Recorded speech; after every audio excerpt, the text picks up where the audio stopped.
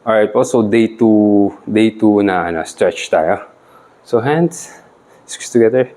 Shoulders back, chest out. Yan. Tapos slowly twist natin pag ganun yung kamay. Yan. Hands together.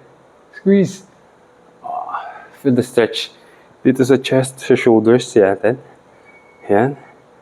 Slow. 15 seconds. Hold the position. Then, you could roll out. Tapos, hands, pull, yan, or elbow switch para sa longer stretch. And then slow bend para sa triceps. Other side, 10 to 15 seconds. So, hindi ko na siya binubuo 10 to 15 seconds para mabilis ako. Tapos po, para sa legs, stretch, quick. 10 to 15 seconds. Quad release. Kabila. Yan. Tapos another stretch natin para sa chest natin. Hawak tayo sa wall. Tapos hold.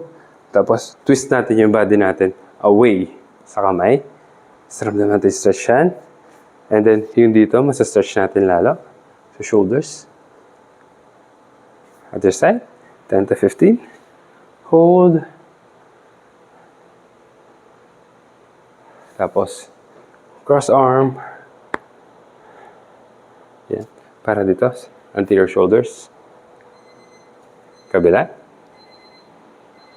And that's it for day